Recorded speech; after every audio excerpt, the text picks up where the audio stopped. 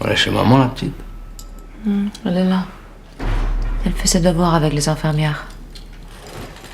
Je pourrais aller la voir. A woman makes a terrifying discovery. A bizarre petrification virus has appeared on Earth. Once infected, the human body begins to harden, bit by bit, turning into stone. Patients with dark skin transform into black marble, while those with fair skin turn into white marble. But the true horror comes after complete petrification. The human form crumbles into a pile of dust, reduced to nothing but earth.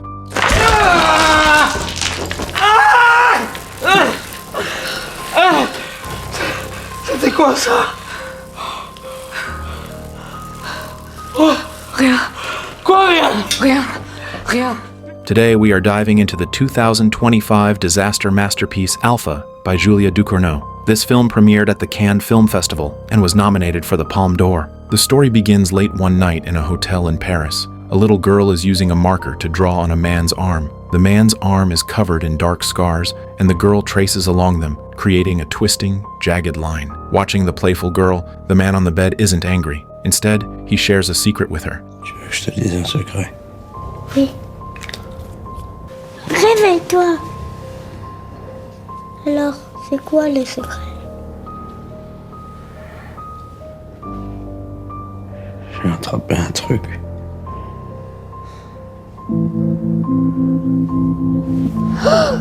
He holds a ladybug, and the girl smiles with delight, letting the insect crawl freely over her hand. The scene shifts to an apartment where a group of teenagers is partying. Amidst the fun, a man pulls a tattoo machine from a drawer and inks a strange symbol onto a drunken girl's arm. Because of the alcohol, Alpha feels the needle but doesn't react much. It isn't until evening that she stumbles home, still groggy. Seeing her daughter smelling of alcohol, her mother looks disgusted. She takes Alpha to the bathroom to wash the smell off with hot water. But as she helps Alpha undress, she spots the tattoo. C'est quoi ça? Quoi? Comment tu t'es fait ça? T'es allé dans une boutique? Une boutique, de quoi tu parles? Un salon tatouage, je sais pas. Qui t'a fait ça? Avec quoi? Mais je sais pas. Un mec, on a squatté son appart, je le connais pas. Elle était comment l'aiguille? Il l'a aussi utilisée sur quelqu'un d'autre? Une pointue. The mother is furious. She assumes Alpha snuck off to a tattoo parlor. She is a rigid woman who believes that while not everyone with a tattoo is a bad person, decent people certainly don't get them. Her anxiety stems from a deeper fear, the petrification virus outbreak. No one knows where it came from or how it spreads. Even worse, the virus has a dormant period of several years. By the time humanity discovered it 2.5 years later, it had already integrated into society, infecting 50% of the global population. Terrified that a dirty needle might have infected Alpha, the mother rushes to find alcohol to disinfect the area and plans to take her daughter to the hospital where she works for a tetanus shot the next day. However, facing her mother's concern, the rebellious Alpha just looks defiant. Later that evening, Alpha wakes up and overhears her mother complaining in the living room. Encore une fois. J'ai plus envie de me battre, j'en peux plus. Lève la porte, s'il te plaît. Thinking her mother is talking about her, a frustrated Alpha retreats to her room. Looking at the scaffolding outside her window, she gets an idea. She puts on her shoes and coat, grabs her backpack, and prepares to sneak out. But just as she steps onto the balcony, a strong wind kicks up, and the scaffolding shakes violently. Despite the danger, Alpha steps out.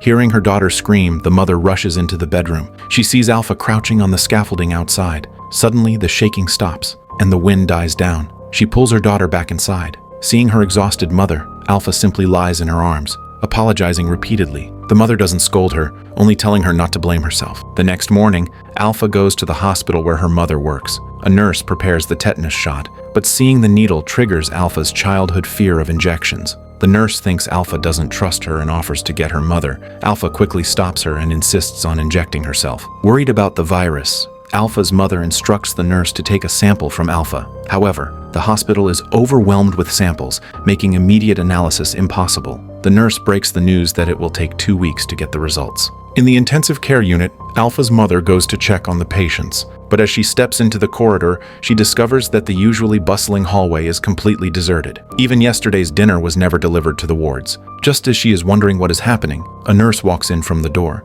She catches up to ask where the other staff members are. Les repas sur le chariot sont d'hier soir. Et personne n'en a eu? Je sais pas, je travaille plus à cet étage. Mais vous travaillez toujours dans cet hôpital, non? C'est pas mon étage non plus. Ça sert à rien ce que vous faites là. Je culpabilise pas. Tout le monde est parti. Tout le monde. Il restait plus que moi. Je servais strictement à rien toute seule. Donc vous pouvez me faire passer pour ce que vous voulez, mais moi au moins je suis toujours là. Donc ils peuvent plus compter sur personne. Et nous non plus. It turns out that because the contagious virus is too terrifying and a vaccine has not been developed, the nurses are afraid of being infected, so they all decided to resign collectively. Learning that the nurses have fled, she is angry, but helpless. She pushes the food cart into the ward and begins distributing dinner to the patients. The patients' conditions are dire. Those admitted to the hospital are mostly severe cases with over 85% infection, completely unable to care for themselves. Fortunately, this virus is not airborne, so it is currently within a controllable range. Just as she reaches the innermost part of the ward, she witnesses a sorrowful scene. A patient who was conscious yesterday has completely petrified today, turning into a stone. Looking at the patient on the hospital bed, she calmly removed the sensors attached to them and gave them a dignified send-off in their final moments.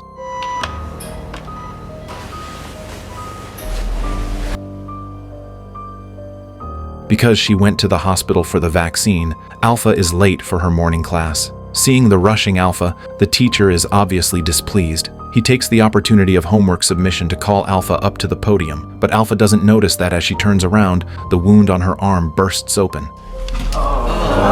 Silence, please. Est-ce que vous pouvez... Silence, juste 2 minutes. Soyez sérieux, s'il vous plaît. Alors? C'était pas quoi? Un rêve à l'intérieur du rêve, il dit. Ok. Bien, développe. Un rêve dans le rêve, ça veut dire que tout est faux, non? Bien. Que c'est peut-être juste un cauchemar, en fait. Monsieur, Oui. il y a du sang sur le mur. Merde. Ok, on se calme. We're not made of fairy dust. Seeing the blood on the desk, the classmates present are stunned. Flustered, Alpha tries to explain, saying it is a wound on her arm that was treated at the hospital this morning. However, because of the virus's terror, the classmates are extremely worried about Alpha being infected. To avoid causing panic, the teacher can only ask Alpha to go to the infirmary to treat it first. Looking at her cold classmates, Alpha feels sad but has no choice. She packs her books and hurriedly leaves the classroom. Just as Alpha leaves, a classmate named Adrian chases after her. However, Alpha doesn't go to the infirmary to bandage the wound. Instead, she runs to the restroom to talk with Adrian. Returning home, Alpha prepares to rest, but turns around to see an extra bed in her room. Confused, Alpha goes to the living room and finds it turned upside down. She thinks a thief has entered the house and prepares to call her mother. But just as she was returning to the room, she discovered a strange man lying inside. Looking at the stranger, Alpha hides in the kitchen in a panic. She locks the door, but knocking comes from the outside. Alpha vigilantly picks up a small knife from the table, warning the man not to come closer. But the man isn't afraid at all. Instead, he tells Alpha not to be nervous. Tu viens pas de moi? Il y a les keufs qui arrivent. Bah super, c'est ta mère qui va être ravie. T'as pas dit que j'allais crécher ici? T'es qui? Je l'avais prévenu que ça serait une mauvaise idée que je squatte ta chambre. J'ai aucun sens des limites dans cette famille. On est frères et sœurs. Ta mère et moi. Elle a que des sœurs, ma mère. Bon, c'est pas parce qu'on t'a pas parlé de moi que j'existe pas. Hein. The man claims to be Amin, her mother's younger brother, and says he held Alpha when she was a baby. But Alpha doesn't remember having an uncle at all. If she does, why hasn't Amin appeared in the past 10 years? Facing Alpha's skepticism, Amin only says his health is poor and he has been living elsewhere, only recently returning. Being homeless, he has to rely on Alpha's mom for now. Although Amin's explanation sounds reasonable, Alpha still doesn't believe him. Just as she tries to recall if she really has this uncle, Amin reaches out and takes her small knife. Just then, her mother returns from work. Seeing her mother, Alpha runs over for help immediately. Her mother confirms Amin's identity and even asks Alpha to say hello to her uncle. C'est le dernier de la famille? J'en ai rien à faire de si c'est le premier ou le dernier, j'ai cru qu'il allait me buter. Tu l'as pas expliqué? Bah si, mais t'as eu ma gueule. Je suis désolée, chérie, on voulait pas te faire peur. Je pensais que tu te souviendrais de lui. Viens, embrasse ton oncle. Non, pourquoi? Parce que c'est la famille. Depuis quand? C'est rien, c'est pas grave. Alpha, je fais une bise à ton oncle. Learning that Amin really is her uncle, Alpha feels a bit guilty, but she thinks her mother's behavior is inappropriate. The living room was clearly suitable for someone to stay in, so why did they have to make her uncle sleep in her room? Watching Alpha turn and leave, the mother doesn't comfort her but laughs with Amin instead. However, Alpha doesn't know that her mother is hiding other things from her. It turns out that Amin fell into some bad habits when he was young. One day, Alpha's mother came home from work and found her brother passed out at the door. Seeing Amin in this state, the mother and brother were furious. However, Alpha's mother didn't shun Amin. Instead, she began emergency resuscitation. After minutes of effort, Amin woke up from his coma. Although he narrowly survived, Amin never returned home after that. Meanwhile, Alpha goes to the hospital for sample collection, but there are too many patients, so she has to wait in the inquiry area first. Just as Alpha sits down, she sees her English teacher helping an infected old man walk in. She politely says hello. After completing the collection, Alpha returns to school to continue classes. But during PE class,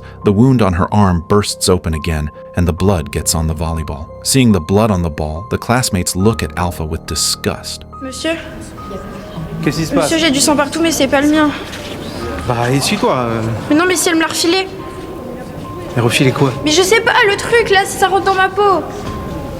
Bah, va aux toilettes là, et puis nettoie avec de l'eau là. Bon, allez. The PE teacher is also worried about Alpha being infected and tells her to quickly go to the infirmary to handle it. Just as Alpha prepares to turn around, she sees the PE teacher use a towel to wrap the volleyball with a look of disgust and throw it into the trash can. Her classmates' isolation makes Alpha feel terrible, and even Adrian seems a bit afraid. Si t'es malade, faut que tu me le dises. Mais je t'ai rien caché, t'étais là quand c'est arrivé. J'hallucine du plan que tu me fais là. Mais je fais rien, on s'est juste embrassé, c'est pas comme si on avait baisé. Putain, je savais. Ça veut dire que t'es vraiment malade?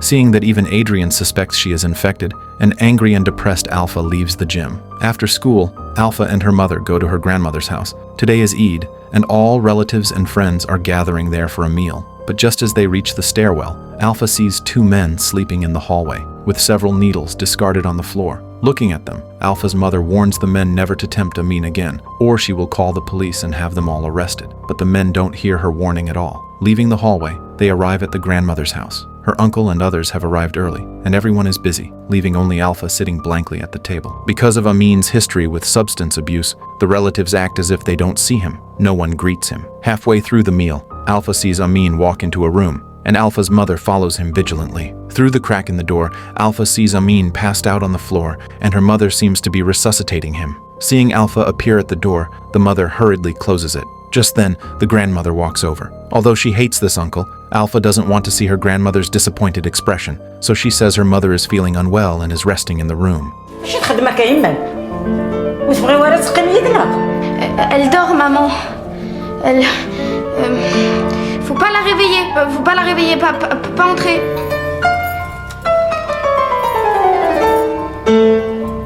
The grandmother doesn't think much of it and gestures on Alpha's face. This is a local custom, representing an elder bestowing blessings on a junior. But the grandmother's blessing is useless. Alpha faces isolation from her classmates again at school. Because the mode of transmission remains unclear, classmates are worried Alpha is infected and want no contact with her, especially during swimming. Several classmates block Alpha in the restroom, forbidding her from attending swimming class. Facing the bullies, Alpha refuses to show weakness and pulls a mass transmission move. She spits at them.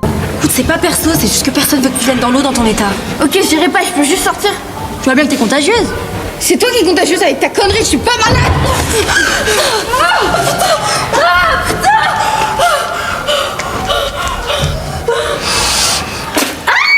Seeing the defiant Alpha, the classmates are stunned. Later in the swimming class, the girl Alpha spat on earlier takes the opportunity to attack from behind. They drag Alpha and hold her underwater. Alpha tries to fight back, but accidentally hits the pool wall, scraping her scalp and causing a lot of bleeding. Seeing the blood in the pool, the classmates flee in panic. Learning her daughter was injured at school, the mother rushes over immediately. However, the principal doesn't punish the bullies, but instead suggests Alpha take a leave of absence. Docteur, accordez-moi 2 secondes, je vous en prie. J'ai reçu beaucoup d'appels de parents qui s'inquiètent pour la santé de leurs enfants, physique et mentale. On a des élèves qui se réveillent la nuit en pleurant parce qu'ils pensent qu'ils ont été contaminés. Je suis vraiment désolée pour vous, ça doit être horrible. Mais est-ce que vous avez pensé à les éduquer ou c'est trop tiré par les cheveux? Mais Je suis pas qualifié. Nous, personne ne sait rien. On sait quelques trucs quand même. Pourriez-vous au moins m'informer du résultat de ces analyses lorsque vous les recevrez? It turns out the school has received numerous complaints from parents worried about Alpha being infected. Alpha's mother wants to wait for the report before deciding, but the principal insists she take Alpha back and only return when the report clears her. Looking at the unyielding principal, she has no choice but to accept reality. Back at the hospital, she retrieves Alpha's report, but because the virus's incubation period is too long, blood tests can't be 100% certain unless she shows petrification reactions. She thinks of another way and takes Alpha to the examination room. She carefully inspects Alpha's throat and other areas. According to the symptoms, once infected, the throat area shows signs of petrification, coughing up stone dust, and the abdomen feels pain due to calcification. She checks Alpha's throat carefully but finds no trace of stone dust, and there is no reaction in her abdomen. Just as she thinks Alpha is not infected, Alpha suddenly coughs violently. Encore. Respire. Maman, j'ai peur. C'est quoi, je saigne?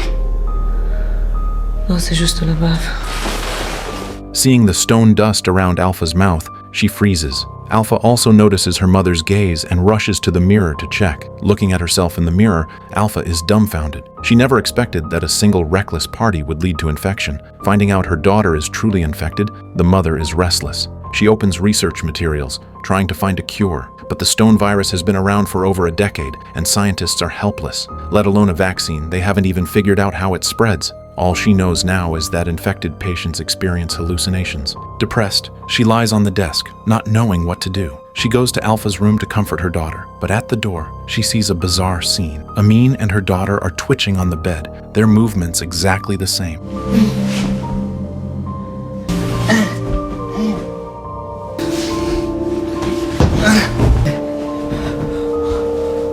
Watching her suffering daughter, all she can do is offer comfort. She presses her finger against her daughter's, making a gesture of blessing. In a trance, she recalls the scene when the virus first broke out. At that time, large numbers of virus-infected patients flooded into the hospital, blocking the entrance. But due to limited beds, the hospital was already full. Security guards blocked the door, not allowing patients to enter. Anxious patients caused a riot at the entrance. She was dissatisfied with the guards' actions. But the hospital simply couldn't accommodate so many people. The guards had no choice. Watching the anxious patients, all she could do was try to soothe them. She made exceptions to let a few severe patients in, but there were too many infected people to save. The black body bags in the hospital corridor were full of patients who died from the virus. Because no family came to claim them, the hospital could only leave them in the hallway. In the intensive care unit, the wards were also full of infected patients. Doctors tried many methods to stop the deterioration, but all efforts were futile. Treatment was useless. Fortunately, due to different constitutions,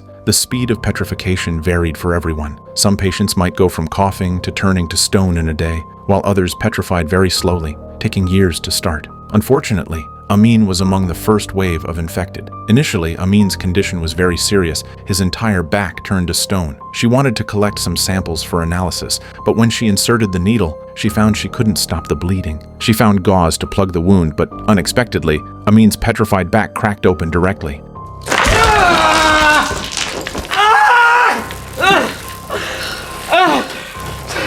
C'était quoi ça? Rien. Quoi, rien? Rien. Rien. Because of the infection, Alpha can no longer attend school and has to stay home with Amin. Although her mother never says it outright, Alpha has long known that her uncle has serious personal problems. In the past, Alpha might have despised Amin, but since being isolated at school, Alpha has felt the cold shoulder of the world and actually begins to sympathize with her uncle. While they are chatting, Alpha's mother rushes home. She brings a large bottle of water, instructing Alpha to hydrate regularly every day. But Alpha doesn't know the purpose of the water and only drinks a little perfunctorily. Seeing her daughter's casual attitude, she forces the water down her daughter's throat. Un peu plus.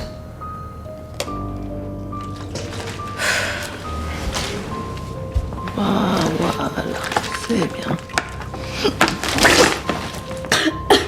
Tu vas me noyer. It turns out that during treatment, she discovered that drinking water can delay the speed of petrification and make the throat more comfortable. But as an infected person, Amin knows this is useless. The effect of water is very weak. If the infected person's constitution is too weak, the virus will cause complete petrification within 3 hours. The only thing that can cure the infection is a vaccine. But she is just an ordinary doctor, Top scientists globally haven't made any progress in years, so worrying is useless. Amin knows this too. He tries to convince his sister that since Alpha is already infected, she shouldn't be locked up at home. Instead, she should be allowed to enjoy life to the fullest and do whatever she pleases. However, terrified that Alpha might spread the virus, she flatly rejects the proposal. Because of this, they argue at home and eventually part on bad terms. Before leaving, worried her daughter might run out, she locks the door. However, the strange events continue. In the evening, a depressed Alpha tosses and turns in bed. Just as she thinks her life will end hastily like this, a loud noise comes from above.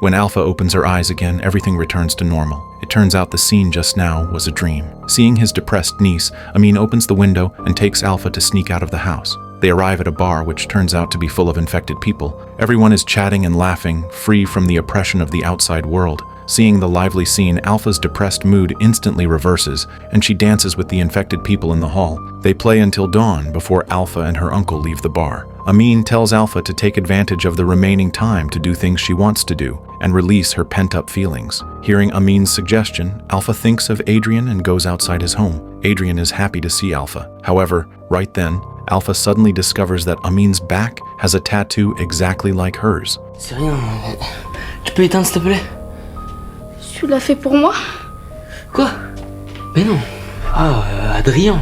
N'importe quoi. Mais tu l'as depuis quand? Juste après toi. Le même jour?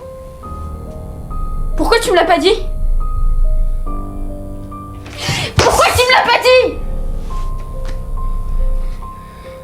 Qu'est-ce que tu voulais que je te dise? On a partagé une aiguille, Alf. It turns out that the person who tattooed her that day was Adrian, and it was precisely this tattoo that caused her infection. Furious, Alpha tells Adrian about the virus on the tattoo machine and tells him he better go get tested. Before Adrian can speak, Alpha leaves the apartment. She gets on a bus wanting to exile herself. But on the bus, Alpha discovers her uncle is also there. Seeing Alpha, his reaction is flat. He takes Alpha to the seaside, asking her to do him a favor. Alpha thinks her uncle wants some quiet, but unexpectedly, he has obtained some illicit substances from somewhere. Alpha wants to stop him, but the words reach her lips, and she doesn't know how to start. While she hesitates, Amin has already passed out. Seeing her uncle on the ground, Alpha realizes something is wrong. She runs to a hotel and calls her mother. Learning of her brother's situation, she rushes to the hotel. In a trance, she recalls a scene from the past. More than 10 years ago, at this same seaside and this same hotel, Amin secretly took Alpha out of the house to use substances in the room. Young Alpha didn't know. She thought her uncle was just tired. She took out a marker and drew lines on Amin's arm. By the time Alpha's mother arrived, Amin had stopped breathing. Fortunately, she brought adrenaline and managed to save Amin. But good times didn't last. Amin's condition began to deteriorate, and his entire body turned into stone. Looking at her brother, who only has half a face left, she looks heartbroken. But Amin had long accepted everything calmly. Je veux augmenter ta morphine. J'ai lu un truc sur un nouveau combo expérimental qui apparemment...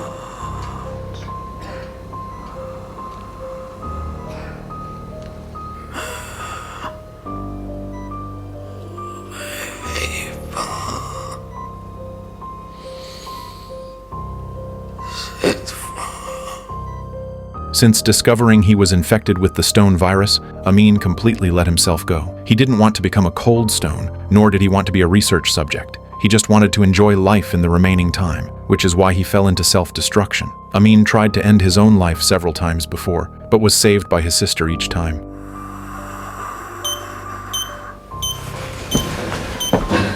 Hé, qu'est-ce que tu me fais là? Amin, tu fais quoi? Reste là!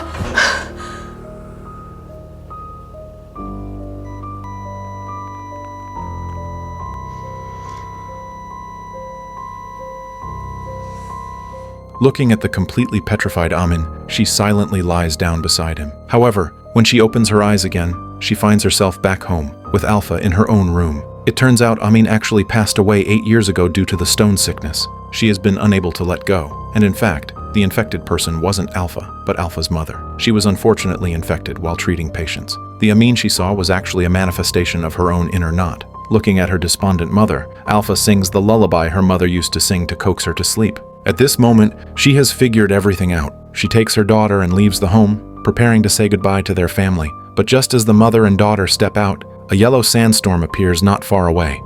The windshield was soon covered with a thick layer of dust, all of it left behind by patients who had been petrified. Looking at the desolate streets and the surrounding dust, Alpha feels a mix of emotions. Shortly after, the mother and daughter arrive at the grandmother's house. Alpha's mother opens the car door and walks toward the grandmother's apartment. As her mother gets out of the car, Alpha sees her uncle appear again. They walk into the distance while playfully fighting. Alpha is about to chase after them, but when she gets out of the car, she sees a bizarre scene.